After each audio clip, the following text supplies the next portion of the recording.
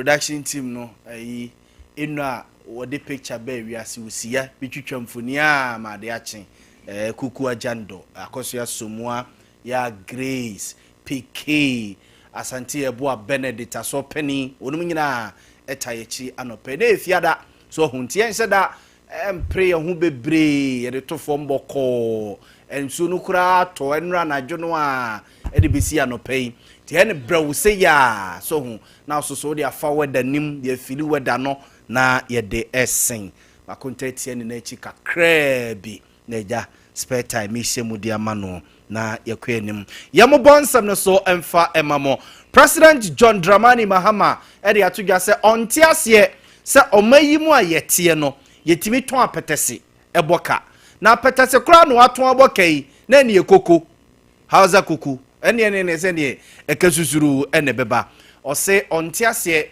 se Ghana ye wo company bi e friend Gihog na Gihog na ayi Kofi Dwuma eye CEO no ho aha o se Gihog a mode apetese ensa na moton na Ghana ha so aye wo no ye reho a ye rensa ye niji a ye rensa tese bibiansi ye kra so no ye rensa ntie de ya korensa fo de dansa no ane ye de gi ye ni wu ntie koba ne sei se ade a all situations Ghana for ennom enne ubebu akonta de akire Ghana for a Gihog for ka kire ense wono mo aboka ekasusuru no mo de my way emra TUC womo enhiemu ode sansemi tudwa.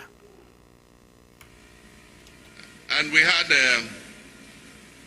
had a conference with SIGA, and we're giving the debt position of state-owned enterprises, and almost all of them are in debt.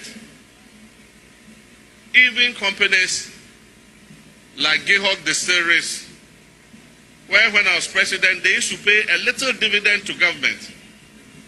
Today, they also owe. The question I asked is, how can you sell alcohol and be in debt? When Ghanaians are happy, we drink alcohol. When we are sad, we drink. When we are not happy, we are not sad, we drink. So how can you sell alcohol and lose? And so we are charging the management of state-owned enterprises and the workers. Let us work together to make sure that we make these institutions viable. Because those...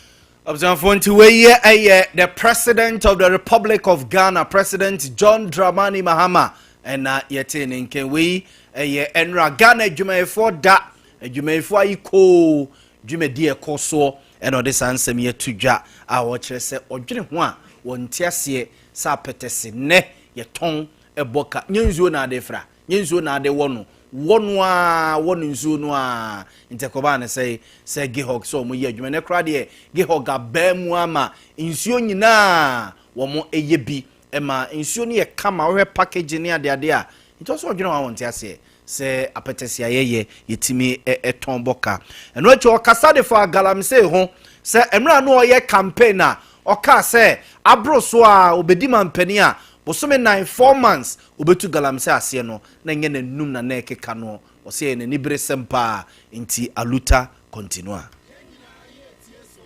The fight against Galamsey is a complex one. And when I was vying for the presidency, I did not kid myself that when I come into office, I will win that fight in 4 months. Yet, we will not give up. Our gallant men of the armed forces and security services are up to the fight and will continue to score successes against the selfish companies and individuals who are destroying our forests and polluting our water bodies.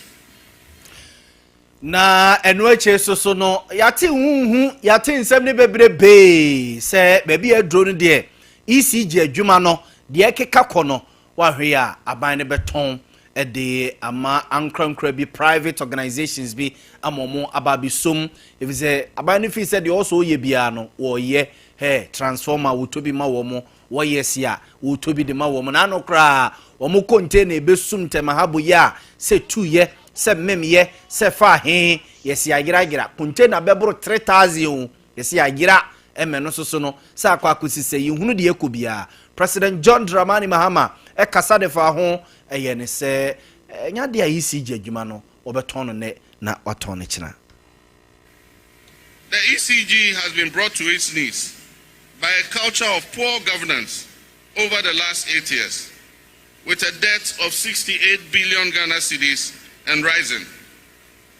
If we do not do something drastic, our whole power sector will collapse. We can only bring down power tariffs if we improve efficiency in the distribution of power.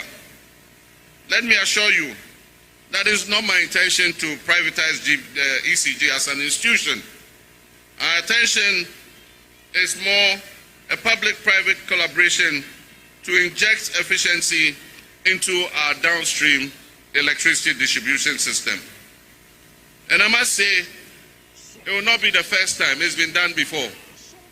When I was president, in the free zones, a private company, Enclave Power, was giving the right of metering and billing in the free zones. Electricity company provided them with bulk supply of power. They paid the electricity company until today. They still pay electricity company monthly on time every power electricity company produces to them. And their billing and collection in the free zones enclave is 99% of revenue is collected. This is an existing example, and I'm sure that we can make our electricity distribution more efficient.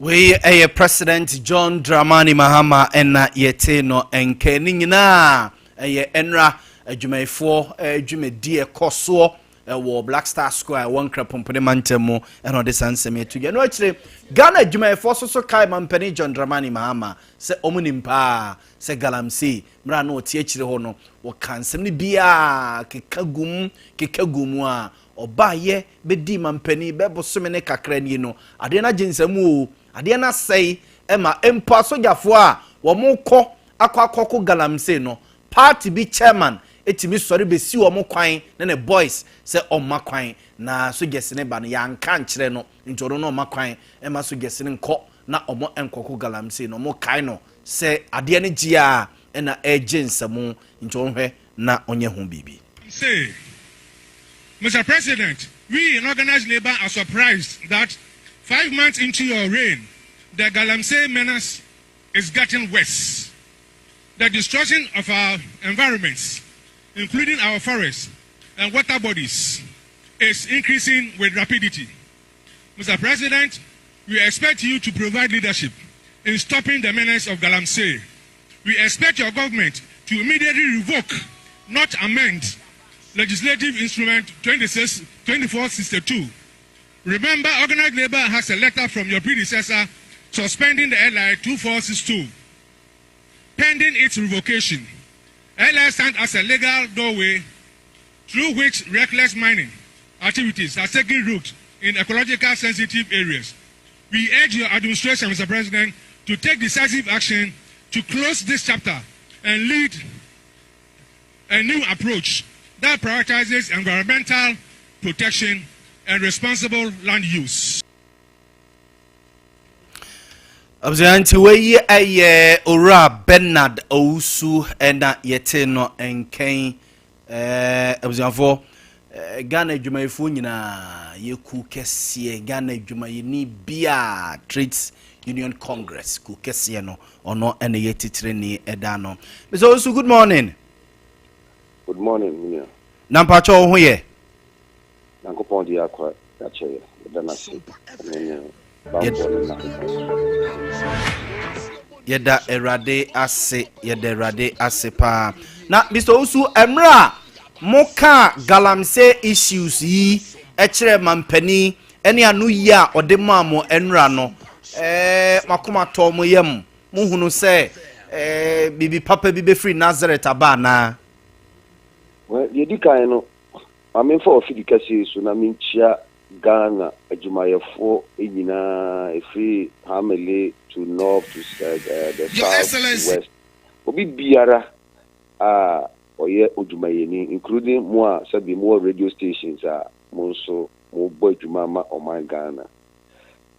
Idea omampeni di no because etoya kumaso na antoya kumaso because na expect omampeni so be year no say the revocation of the friends LI 2462 no idea the previous government you know the boss wa oye na je say nka okoyi LI no free hono or they call parliament we two entry ekoba say oh we a majority we a minority you know yentini ampass sa e friend say embra no aban no free so no expect say nka the speed ye dey call e friend say parliament ekoye good board eko repeal e friend say e-levy at that speed na can expect say omampeni na ban be but omanye ye ba maybe anu yi or the buy say aluta continue. Well, aluta continue is good, but we don't know at what end and the aluta no be kwama be affected the revocation of the LIA ye the actual omampeni na and Mr. Osu yenhwe bibia nim free TUC ho te se ne ye te ne mre bi se du ba bi kra na mo ba ban trene se wantu na mo bi a strike nom ne ade ade betimi ayine te ne yenhwe bibi mfam free TUC ho in the coming days ana well TUC no na sometimes go for NT and say before ansana you better start your bond training no now it has getting to the last resort. And the BIA mechanism say ukra one bullet ewo utium na arm robbers eba ho na the BIA na eba no one by warning shot you don't target to kill na one warning shooter say so nipa na oba be we oba be attack o so ukra more bullets so be cool until the last resort of the union the strike and now some industrial actions. And we don't apply it unnecessarily. Nti the mechanism yenya botre yene omampeni ni na abaya bayi so yene ombetwetwe nkomo yene ombesi nkunya na yene ombesi nkunya na ye de enoma ihia ye de batu dwai omantimi anso anu a ye wose ye de ma oman no ye beye eno che mo kasa de fa Ghana adwumayefo akatua ho se nye kra enye kra na eno no so no mampani ya no ana mampani ya no agitu mu se minimum wage ya sika ya de atu se wose obia wo adwumaye wura also utua edema adwumayeni was less than that no enumpo iswa etie nyina yen kambum na yen pe an independent and emolument commission won be ba no ma be harmonize your pension or ma be harmonize your salaries unim say Ghana public sector organization peninfo almost salary ebi mo rent allowance SOC will be salary no correct obi a friend is saying clothing allowance SOC ejubayi ni bi salary na the chance mu kra ne say ye call retirement one sika or the call retirement is around 230,000 Ghana cedis. Old Ghana cedis 2.3 billion Ghana cedis. And a Ghana ni a ono sabi ye nkru to adwuma no ono ko efie akogina home I call retirement sika wo tia de man ye 300 Ghana cedis. Oh yes 300 Ghana cedis. If you could 250 Ghana cedis. Into the gap between these people and the ordinary worker is so huge. But Oshanswa, some penifoi, our morani companies, do one eboka. Then we are Oman Penny can send here at Tomakumaso, Emma Menije, or say Ghana mpanimfo a omode dan dwuma no ene adwumayefo a woni won ye adwuma no se bibi koso e wa adwuma no na enya a yem pemu ni enka na ye pemu ni eka obehwe wadi huduma enti no ememfo wa fidi kesi isu na me eji yenuanum nyina say look yen kasa yen speak up ade bi kwaso adwuma na etochewa yen hwe ni enka ho asem but when you can in the line of politics, and Rautie Mikasa Moa, Nami 2 years in I for says, you know, and woman be a real in Juma, yet the politics, a real Juma, and yet Obi, a way Juma, that's of a promotioner, this is a political power, at time you promotion. Yes, start here, Juma, Nantisa.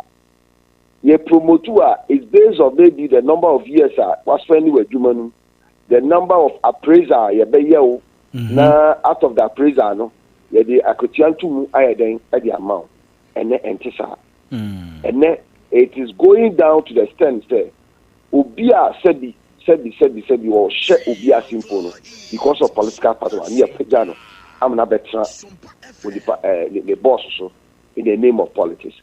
It is an oma way nyina no etwayi se ya hwe yi a ediani bre otan ene nuoma e de beba ye ndwumam a wan hwe yi a edua eko ene beba ye nyina ye ntem yen yi ho firi ho na ye hu ye ho se ye adwumayefo de ye wo they are 2 or 3 decades to spend in our companies nya se ene party to fraba enti ye de ho kobo no Ghana political party acha ye 8 years Kota 8 years. Obeko. It is a way to share political party now the koji appointment and now the koji a friend say I could join 2 more na bibi. Na party necessary. Idea beha. It will my year who say ye to my 4. Na yam protect a juma na ye no. It tell your man penny 2 years.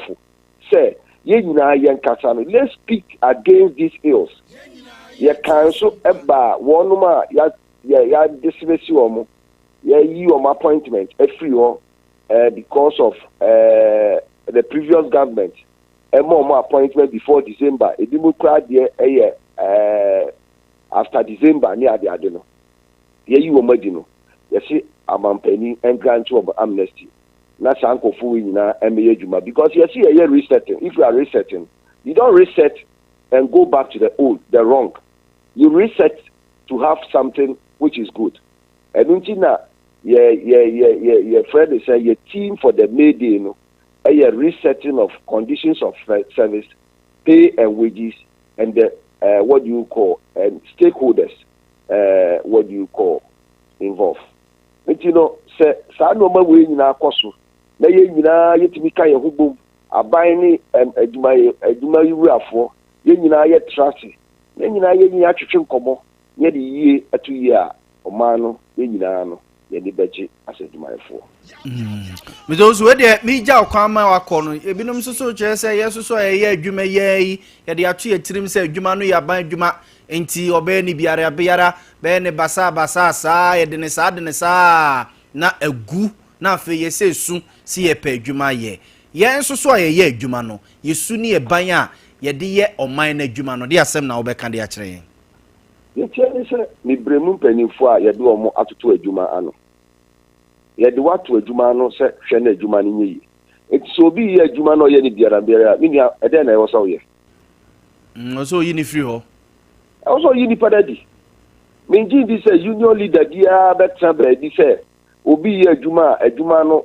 kwakwansa na wonye adwuma na ye be jano enti sansem we no me ntintum ma di se ye papa pani professor Ade ka bibi se ye Ghana any Togo adwuma for artisans no kwa ye adwuma se Ghana e Friday say artisan such so akofa e bi amazing se be adwuma ma me na amazing ye ko zansa then aye no so yi that and the Juma so your power, your more conditions of service. Your more KPIs. So by Juma 8 hours. And so by Juma 12 hours. And so you by Juma this time. And the Juma I'm running and normal Acadia did that only.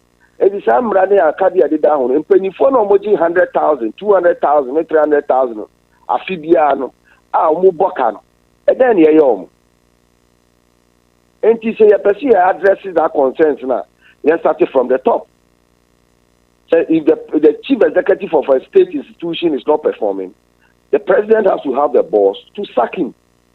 Once that is done, it will trickle down that look, my job is on the line, and if I don't perform, I will be sacked. So, sir, also if you also don't perform, you will also be sacked. And once we agree on these principles, nobody will be blamed because the one or top, although you be biara, I say,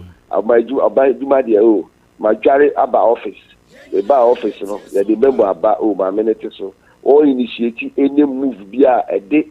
Puntu beba I had to say ya sa until say you better change your dream from the top. I'm gonna trickle down to the formula. Say ya never call. It is send your man penia can who ejumam na mu ni KPIs are mention it. Mu ejumam na mu conditions of service are interested in was a ejuma course no. Maybe who speak up. Now who speak up? Na say yes about the tata one e be you dia. And in the union beba. Ni aba be protect you. Yo. Mizo su nyame nshira wa no pay da se pa no adaje. E da so so ne motiefo ene Ghana for edwumayefo nyina. Yo. Da obi bia ase. Yo. E da se nyame nshira pa. Bizanfo nti we Mr. Bernard Osu ena yene na kwakodi enkomoyi oye penimpa o da TUC edwuma anno. Asante ma chen. Yeni o yawo. Na ho ye nyame adom na wo so e awurade adom me ho ye aja de wa akomsi na ka de wa betu oni o yese chairman team so withdraw from MPP wo mo national thank you tour no wa withdraw ni nyina ye yese o mbedi dwuma bi won kran ti okọ na wakọ akọbo amantutu ya konka ni nyina ye chief justice ya suspended no any demo mo person mo ye ni enra press briefings ni engagement mo ye no papa na ekoneja akwa nti one statement na that television is yeah me say thank you to bekoso a yes thank you to net waso a but ono no mum ekọ akwa akọhwe no na fe akiri so otie no firi ho no so obesa ba be join a wakọ no akọ join me bo demo no yes and enra nwumre and MPP we o mo thank you to Ashanti region 3 days no enra nwumre no mo wie na le na as Friday there na no Tuesday there I enter mama wo ho yes I am the Tuesday there na say nya report na the kofa jebe oyunu ni ba echi na yente media report was seemingly silent on the remaining days na kai ntina as the aka nyina ko yedi as the na come here say mo atwa sense bi sabati na yinhu se ne masi enra was it enra nwumra na ye enra nwumra na a day before enra former vice president Dr. Alhaji Mahmoud Bami abemu ana wo mo wo ne sekan obantima no okokosra akwala no mo de 50,000 Ghana cedis emai se ne bills a beba wo konfanochi aban ya asabia ho bia no wo mo mfa entua ya se me say as a can so say the same thing yes Canada Japan so only akwala no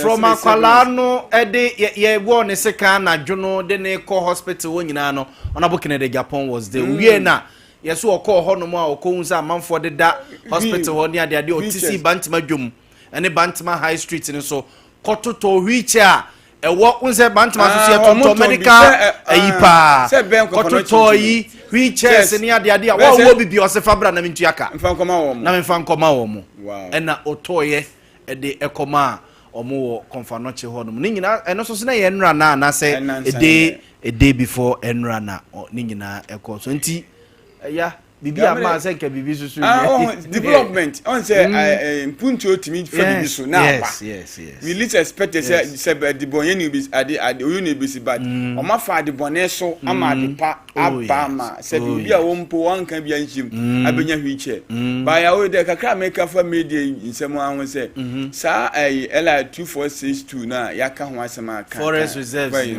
omunye ntem inokru ni say parliament or recess but ya we inokru no on say ya we recess nyina mu ni chese amanfo bi gusu e wo forest ma omo say ye kwaye no enti ye ntwen consider be but no amampan mama kan sim bi na it was very interesting by funny say omo obi ti say waton apetesi na say ensa say waboka na zanti boy ton apetesi boka it makes sense apetesi te say ne wo ton house kuku ana wo ton pampa wo ton koko aboka debi nya no so di nsuo wo no debi onye nsuo kwa na orisi wa esa mwade azanti esa na di nsuo wo no profit den ya akwese choba nkwan na see to now di nsuo wo na di say ne one for meto wo say odi nsuo wo na say ne nte besisa wo say ne de besisa ne say sija so eti no dema na hunya original na di na o eti na ekutia na oboma egufujuma na say di ho de ekutia nim ni wura se egufujuma na wagi ho atebe ne de ebubetia etia asuje bie mefie ho etia wanim na se kofujuma so no egi o si no kike bi jejo mama bia we but no oboka de na onya mfaso wa mo ka sanka president megina bedwam me kan kire se en wanwa so bitimi ton apetese eboka because Ghana for Monijia Monijia Erensa Yereho Erensa Oreho woni so nyen so a BBS ye kra na ye se Erensa ade ade soto o say it really makes sense no eni nya ye sa state owned enterprises na abanwuma na amanfo hweso a je se ade no ebo ye kanso ye twesi katwitwi de ma sankofo no ahomete enti going forward no mampanyi o ma yehu adwuma poti dia faso ni so yehu de beye because adwuma na enkoso yaw wo de man krankra eni bible so misia faso pi no benya so ade na ekoso ho nse adwuma na aban ye bia enye yi na egu but private man ye bia na he so rich yenti kroma say na STC enwenese but VIP oi ene 2MS press ne ade wo ho GPR2 for mo tena ho ye ne enye ne omukuso omu ye adwuma new plan away Metro Mass ye way about abea say adwiriga kra no azanti yanko na sports team ne metena se na omo emfa sports state bit ne mra omo sorry way akunta no ha no ha say me say amam for Bicentina ja no team Barcelona no yo mo ye na nsande no enum guase a referee no go na wanye no it is very bad every in European football at this stage no yeah football with video assistant referees Barcelona see Wednesday na beka wa bra no ya Manchester United yes 3 eno no dia asante yaw asante Europa na conference eno ne de Europa na conference na udu ze Man City udu yeah there team papa na yiye free team papa na ye so United here but ade ba ko omo say Arsenal this can be moji cup nti say you know ko league na Arsenal be free man be yaje cup last season last 2 seasons Arsenal free moji FA Cup. Ye FA Cup ko Champions League. Ena last season bi no a ye ko Europa no so na Arsenal kro ya. Ena ni nyas unbeaten. Ena mo Arsenal bomo. Arsenal ye ya ni yewu. Idi Arsenal na nye ye da. Manchester United te ase. Arsenal na nye ye da. Ena mo. Now to me ye opposite Arsenal you mafruma na amuni pie you mafruma. Na Arsenal no koi. Oh now there's going to be party because of party. Dembele Osman wuradia Orlando Pirates trase na